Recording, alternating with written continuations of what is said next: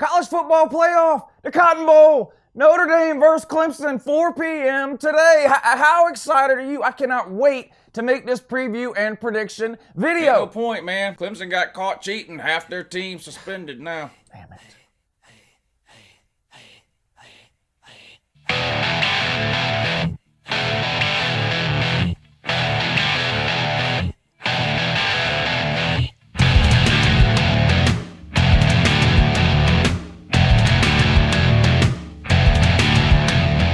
Hey, good morning, it's Uncle Lou here. Yeah, that's right, it's me, Uncle Lou, and I'm live for you on LouTube today. Thanks for watching, I really appreciate it also. And two, in addition to that as well, yes, in this video I'm going to preview Notre Dame versus Clemson in today's college football playoff semi-final. This one plays at the Cotton Bowl, comes on 4 o'clock Eastern time. I'm sure all of you are going to be watching it. Clemson's a huge favorite in this one, right? This has been the theme heading into the playoffs. Can either of the underdogs pull a big upset and beat a favorite? Alabama's about a 15-point favorite over Oklahoma. Discussed that yesterday. If you hadn't seen that video, click back a couple of videos if you want to check out the Alabama-Oklahoma preview. And, of course, Clemson sits as a 13.5-point favorite against Notre Dame in this one. Clemson,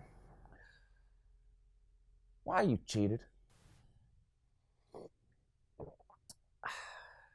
Listen, Clemson cheated. I'm sorry. I thought about making a video just on this topic, so I'll try to make this quick with the cheating here. 3 players get caught with banned substances or whatever. That's not an accident. That's not a coincidence. That's not a mistake. They reset the tests off to do the B sample thing. It came back, same thing. Listen, 3 people get caught doing something. That's not an accident. That's a conspiracy. Okay? That's a conspiracy. You don't have to be a lawyer in the Southern District of New York prosecuting mob bosses for a living to understand that 3 or more people, hell, 2 or more people involved in the same crime is a conspiracy. Clemson, I'm sorry, you have been cheating. And that's honestly how I feel. You're not going to change my mind on it. Maybe I'm a cynic. Say whatever, whatever, glass half in, I don't care. Whatever you want to say about me, say whatever you want to say. I do not believe this was from a milkshake at McDonald's or a protein shake in the nutrition room at Clemson or some sort of a protein shake that somebody was taking to try to gain an extra 3 pounds. I don't believe any of that. I'm not falling for that. You can't piss on my leg and tell me it's raining. If it happened to 1 player, maybe that no one had ever heard of, okay, maybe. Happens to 3 or players that we know of, at least, were cheating. One of the best players you have in Dexter Lawrence, cheating. Now, the only question I have is this. Has Dabo Swinney and Clemson been cheating the entire time Dabo has been at Clemson? Or did Yabba Dabba Dabo and Clemson just start cheating within the last few years when they started making the playoffs and winning national titles? I don't know. You look at Dabo's first few years at Clemson, not that impressive. You look at what's going on now, they look like Alabama East, basically. So I don't know. But the point is, listen, you're you were cheating and you got caught. You're the Clemson cheaters. I don't know, taters, cheaters, whatever. But anyway, the good news for Clemson is you could probably be missing another 2 or 3 players and still beat Notre Dame. Let's just be real. If you guys have been watching me during this season, I've been high and low on Notre Dame at the same time, really since about mid-October. I told you guys back in mid-October, I watched a few Notre Dame games first half of the season. I saw them make that quarterback change. I looked at the remaining schedule they had. I saw Southern Cal taking a nosedive. I saw Virginia Tech losing meaningless games to Old Dominion. And I said, look here, Notre Dame's going undefeated and making the college football playoff. Started saying that back in the second week of October. Notre Dame fans were in love with Uncle Lou. They couldn't get enough. They were watching me every day just like they're supposed to. Their cholesterol was down. And then about towards the end of October, I didn't really change my tune. I just started adding something to the end of that. Notre Dame's making the playoffs, and getting blown out in round 1 no matter who they play. And I still feel that way also in 2. And then Notre Dame fans started telling me I was the dumbest person with an internet connection and I didn't know what I was talking about and I just hated Notre Dame and blah, blah, blah, blah, blah. So, yeah, I mean, and that's just how it goes here. Like I said, this ain't my first rodeo. I've been doing this a long time. Same thing every single time. If I pick your team to win and they win, I'm the best YouTuber ever. I'm a genius. I'm a smart. This guy really knows his stuff, right? If I pick against your team and your team wins, I'm an idiot. I've never seen a game. I should delete my channel. Please stop making picks. Don't do this. You're embarrassing yourself. This guy's the worst YouTuber in here. So I get it. Believe me. So, yeah, Notre Dame fans, in love with Uncle Lou. They wanted me to be their personal altar boy back first week of October when I said they were making the playoffs. Now, fast forward a couple of weeks to the end of October, and they wanted to do me like the priest does the altar boy. Because I said they were going to get blown out in round one, and I still feel that way. Clemson is a far superior team in my mind to Notre Dame. Now, I do like Notre Dame, and I think there are a few misconceptions out there about Notre Dame, and I'll try to clear some of those up. Number one, I do not think this is a 2012 version of Notre Dame. A lot of people are citing the 2012 Notre Dame blowout loss to Alabama, and I think this is a better team than what we saw in 2012 out of Notre Dame. I think this team deserves to be in the playoffs. As much as I hate the fact that Notre Dame doesn't have to play a 13th game, is not in a conference. As much as I hate that, I feel like if they're going to make that decision, then they know they got to go 12-0 to get in. They went 12-0. I feel like they deserve to be in. So that's number one. Number two, Notre Dame has a really, really, really, really good offensive and defensive line. SEC, if you took Notre Dame's uniforms off their offensive and defensive lines and slapped them on Georgia, Alabama, LSU, Mississippi State, Florida, whatever, you couldn't tell the difference. I really like Notre Dame's offensive and defensive lines. Ian Book is an efficient quarterback that can sling the ball around some when he needs to.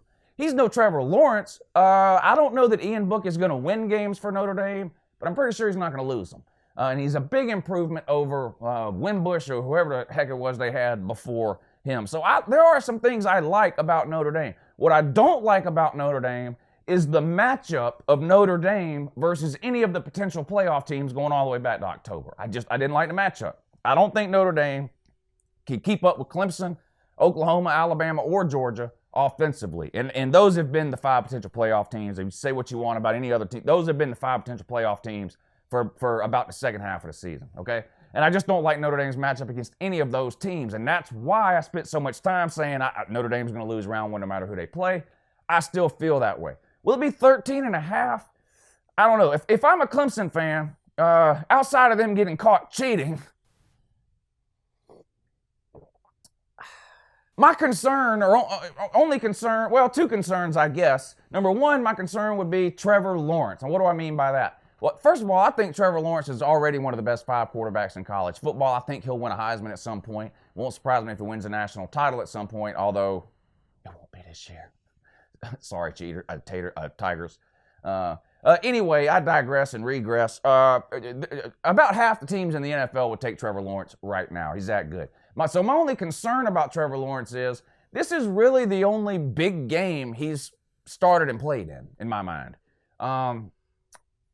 I think the next biggest game, or pressure-filled, pressure-packed environment, I think, that Trevor Lawrence has played in was all the way back in week 2 on the road at Texas A&M. Trevor Lawrence's worst game, or one of them. Had it not been for Kelly Bryant, Clemson would have lost that game at Texas A&M. That was back when the Taters were still rotating quarterbacks in and out.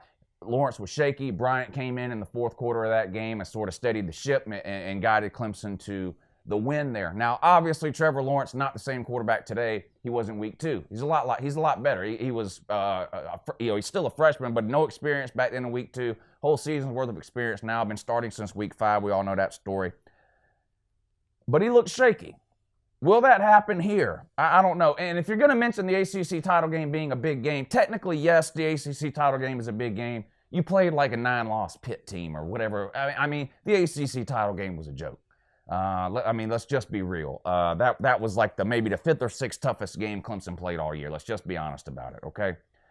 Notre Dame, on the other hand, you look at their schedule, they had some big names on there, right? Florida State, Southern Cal, Virginia Tech. Those 3 teams were absolutely terrible this year. Now, that helped Notre Dame get to 12-0. Say what you want. And like I said, I think Notre Dame deserves to be in the playoffs. It really helped Notre Dame this year, though, that 3 of the biggest name teams on their schedule this year were in the toilet. Florida State didn't make a bowl game. Virginia Tech didn't make a bowl game. And Southern Cal didn't make a bowl game. What was Notre Dame's toughest game this year? Vandy? A one-possession win? Syracuse? You blew them out. Stanford? Bryce Love, APB, what happened to you, sir? I don't know. No one knows. I think Clemson rolls in this game. If for some reason if for some reason Ian Book is able to go wild in this game, and Clemson has struggled at times against the pass this year. Week 2, Texas A&M comes to mind. South Carolina game. Didn't Jake Bentley throw for 1,600 or 1,700 yards against Clemson in the South Carolina game? That's embarrassing. And you gave Jake Bentley an entire season's worth of yards in one friggin' game, Taters.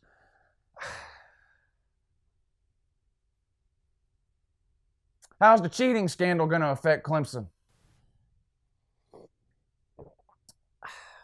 I don't think that much. I think Clemson will roll in this game. I think Clemson wins 100% for sure, without question. 13.5, since it's just under the 2-touchdown mark. And I think that line is about right. I think this will be a 10 to 17 point game. Somewhere it could go either way in there.